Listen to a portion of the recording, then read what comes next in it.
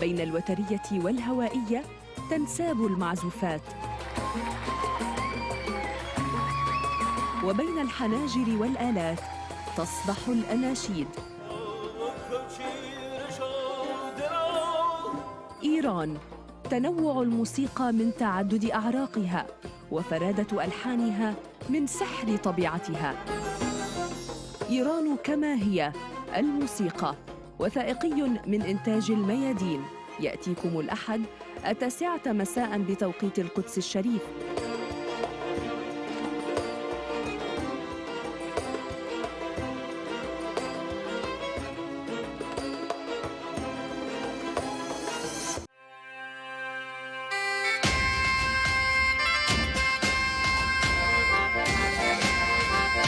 انفصال، اتحاد، استقلال أو لا.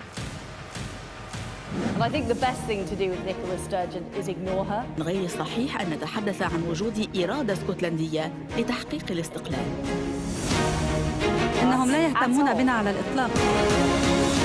لا نريد حدوداً فعلية. إنه قلق حقيقي من أن جارنا سيكون يمينياً وعدائياً إلى حد التطرف. ملف لا يطوى بفعل الزمن. من المملكة يأتيكم الأربعاء 8:30 مساء بتوقيت القدس الشريف.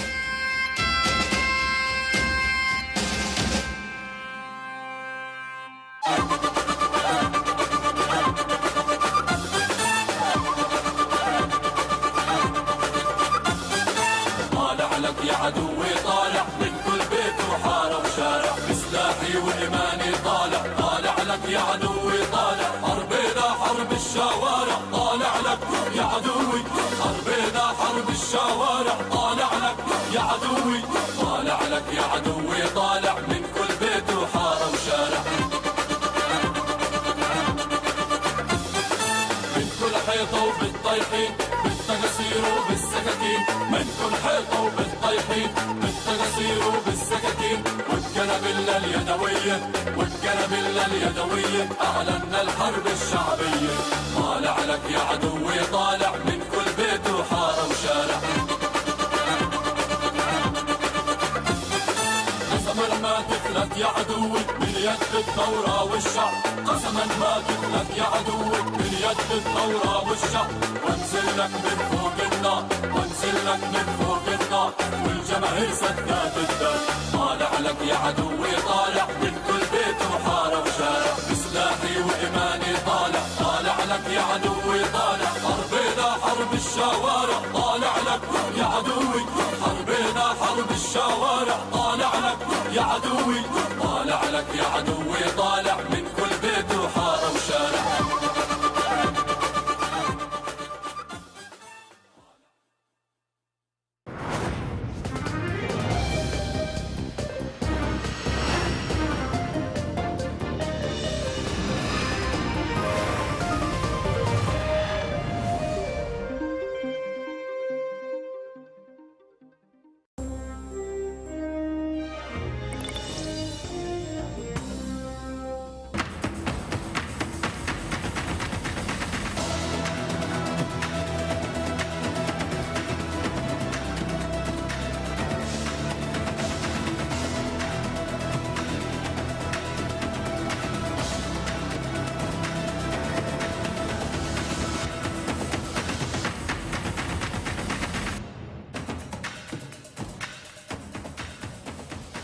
الله بالخير. عمران خان رئيس الوزراء الباكستاني السابق أجبر على التنحي عن منصبه في نيسان أبريل الماضي، فيما يزعم أنه مؤامرة دبرتها الولايات المتحدة الأمريكية عبر أجهزتها، وتحدث عن رسالة سرية من الأمريكيين تطالب بإسقاطه.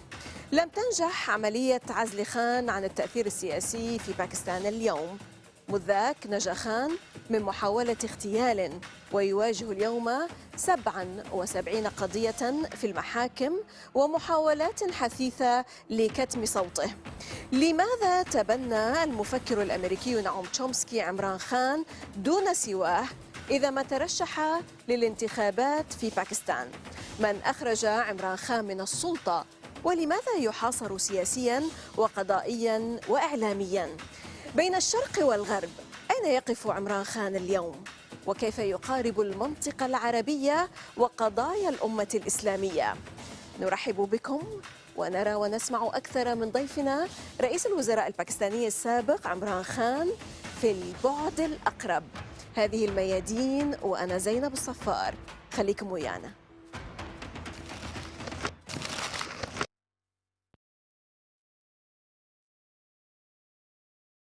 If Imran Khan were running, it would take time to vote for him, but I don't know of any other political figure in Pakistan who seems to be worth devoting much political energy and effort. My general impression is he was making an effort to do some fairly decent things. There were possible criticisms. I don't think anything happened that justified his expulsion from the political system. Imran Khan is the former Prime Minister of the Islamic Republic of Pakistan. He's the founder and chairman of Pakistan Tehreek-e-Insaf Party, PTI, and the former cricket champion who led the Pakistan team to victory in the 1992 Cricket World Cup. Mr. Imran Khan, salam and welcome to Al Mayadeen. This is the proximate aspect. I'm Zainab As-Safar. So good to have you, sir. My pleasure. Allow me to start, sir, by asking you, the internationally acclaimed American linguist / philosopher Noam Chomsky's impression about you is, quote, if Imran Khan were running, I will take time to vote for him. I don't think anything happened that justified his expulsion from the political system, unquote. Today, at least 77 court cases have been filed so far against you. This is the latest update and counting, perhaps. Who is behind these cases? Is there a specific side or person that you can name, sir?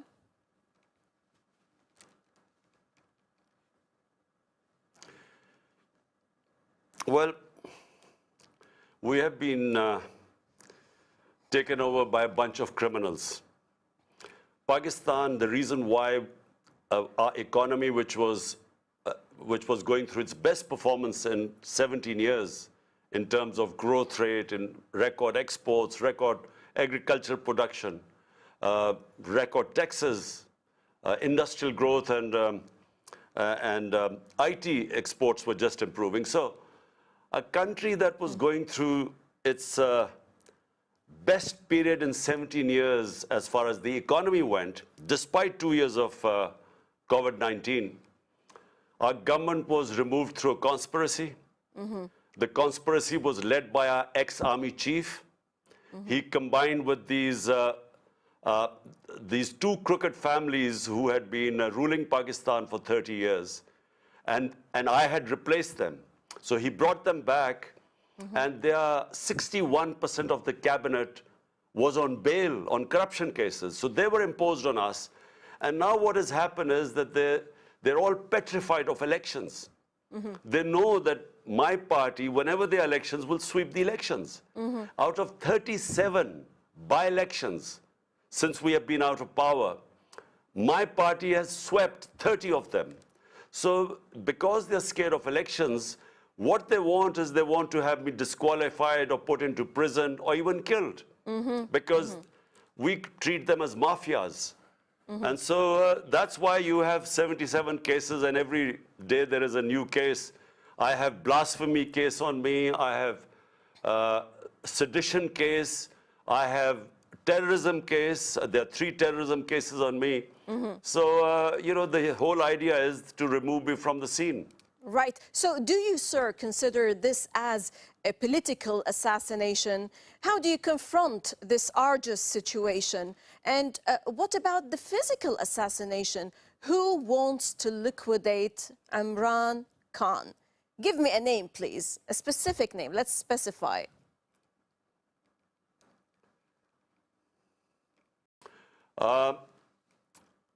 the assassination attempt on me was predicted by me.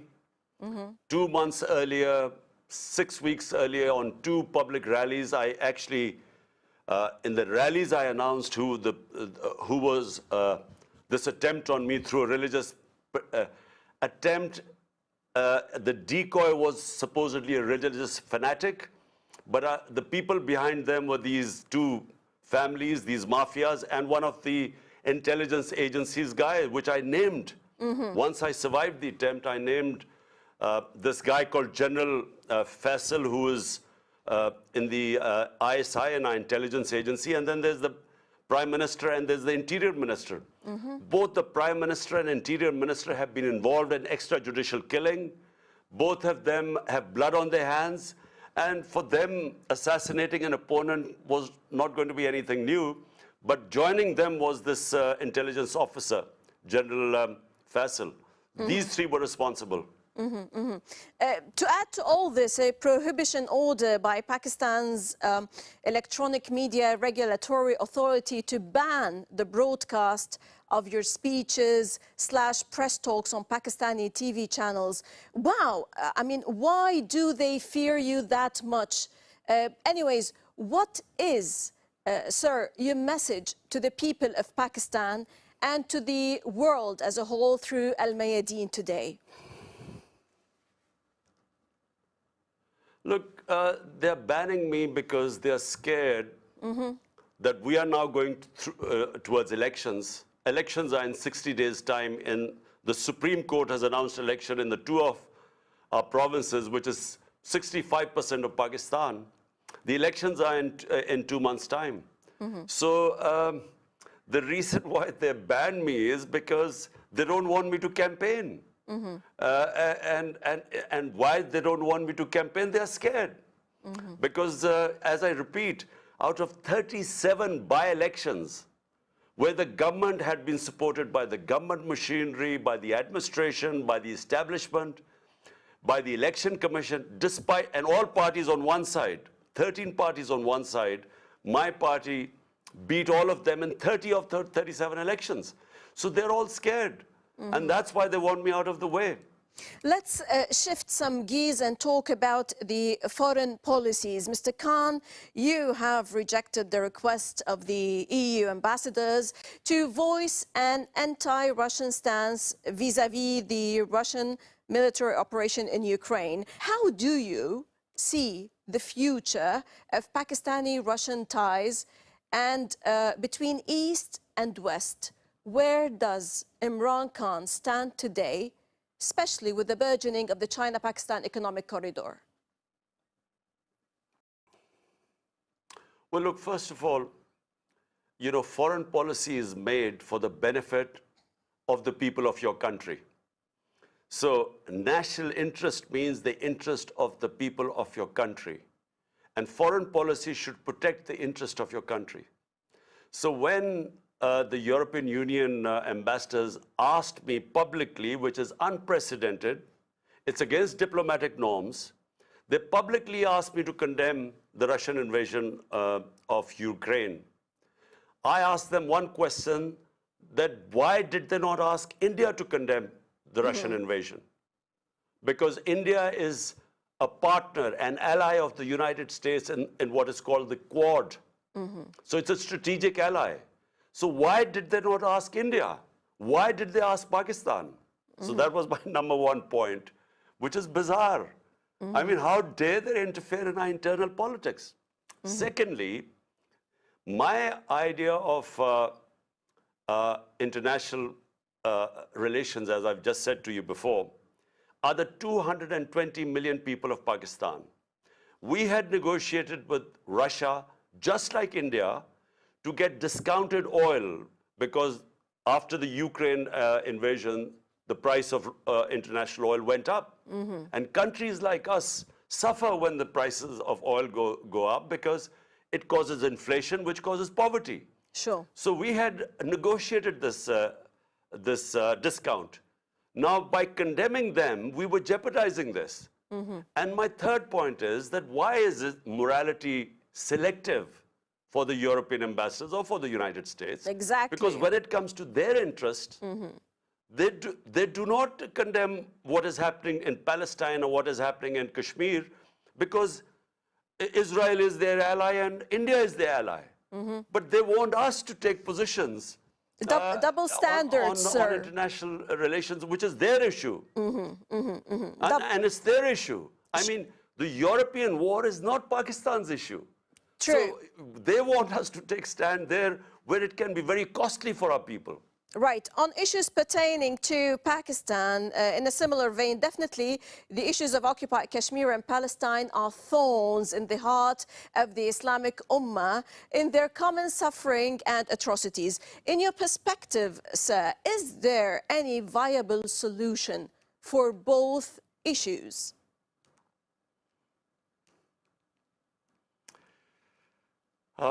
Kashmir, the only viable solution is giving them autonomy, independence, according to the wishes of the people of Kashmir.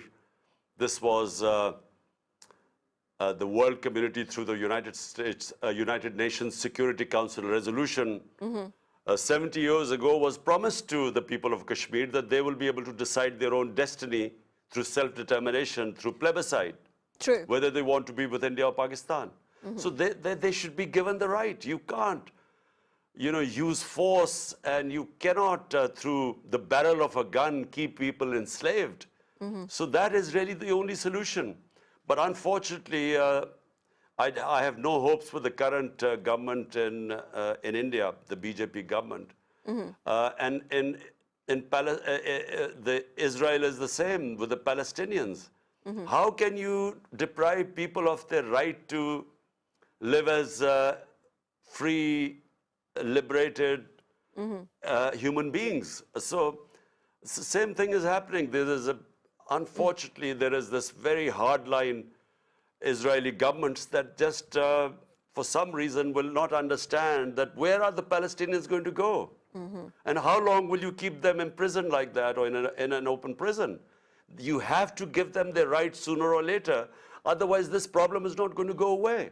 But unfortunately, I don't see much logic and reasoning amongst the hardline Israelis. Right. Now, sir, Mr. Khan, Craig Murray, former British ambassador, I'm coming back to your matters internally, tweeted that the CIA's deposing of Imran Khan as Prime Minister for his opposition to the US drone campaign operating within and from Pakistan is probably the most underreported story of the last couple of years. What is the reason for your categorical refusal, saying absolutely not for establishing US military bases in Pakistan? And how do you see the future of the relationship, perhaps, with Afghanistan after the US withdrawal and the Afghans breaking the shackles of slavery, as you termed it?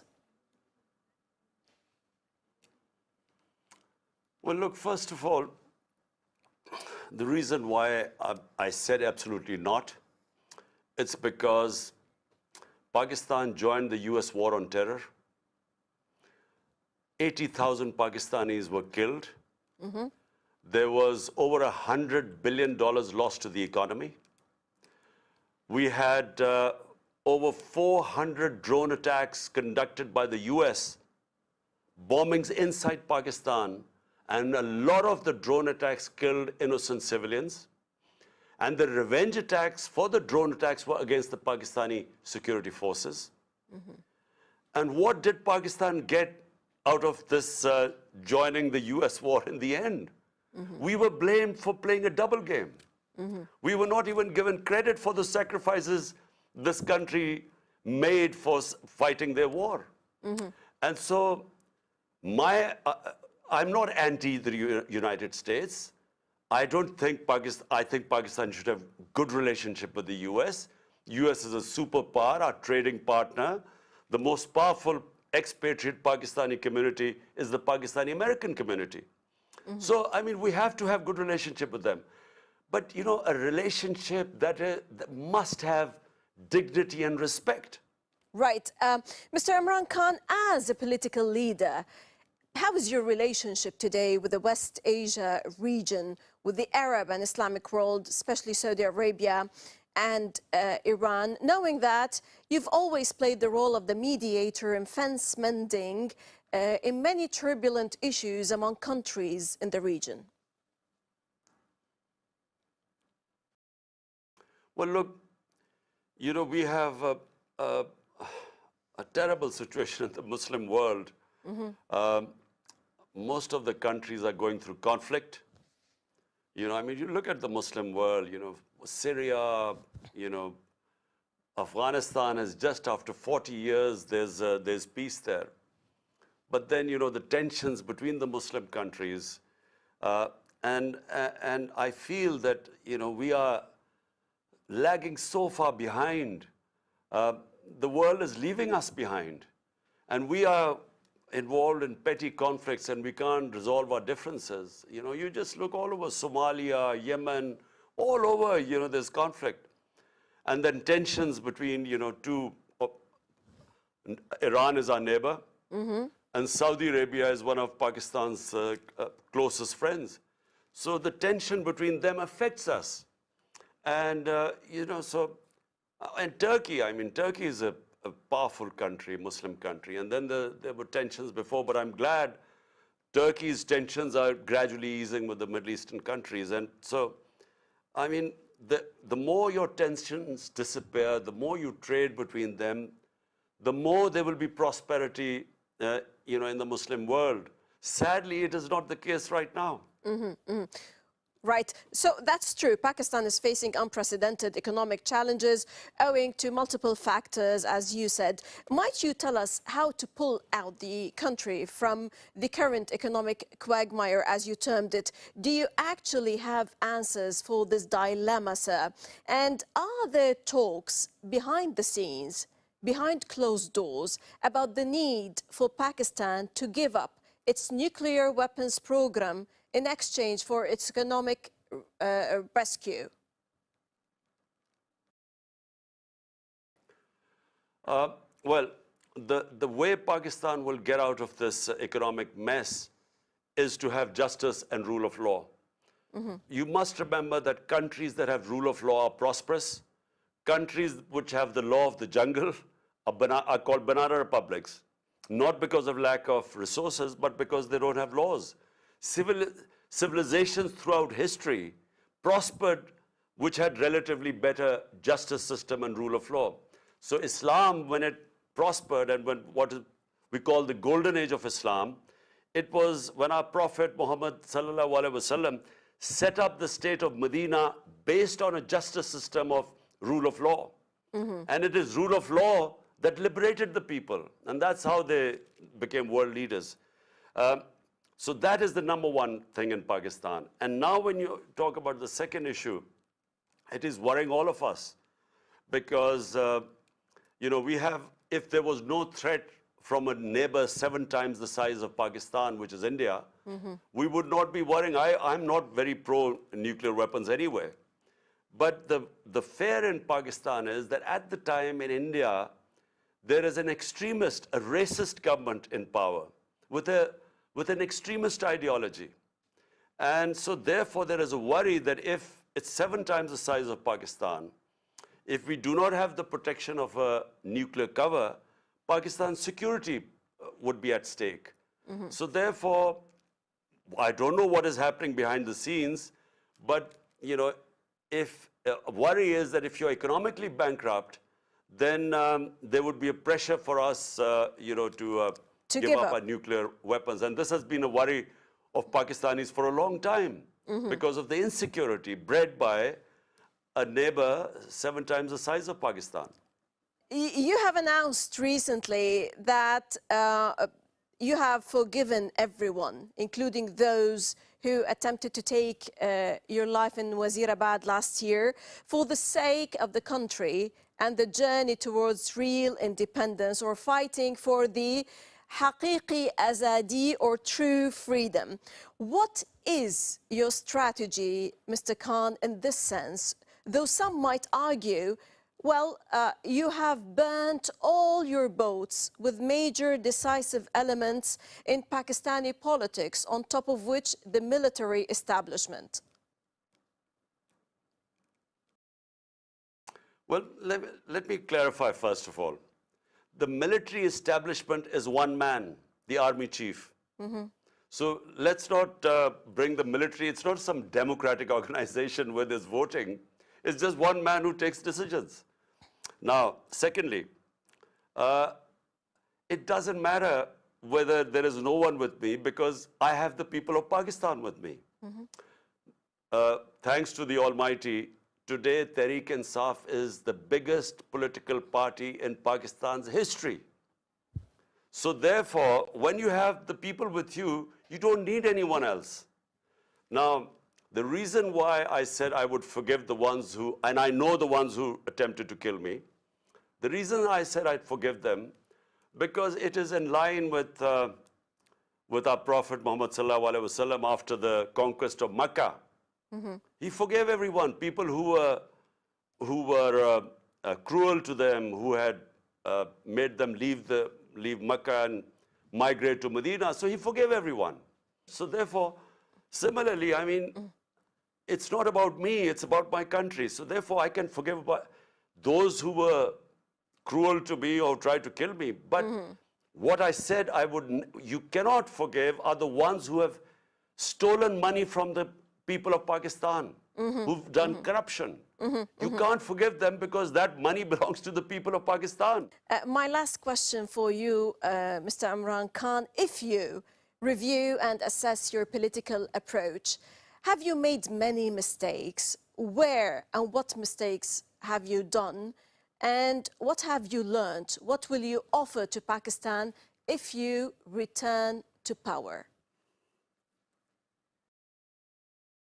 Look, I mean, you know, you make all the mistakes all the time. We humans are humans, different to the angels, because we make mistakes.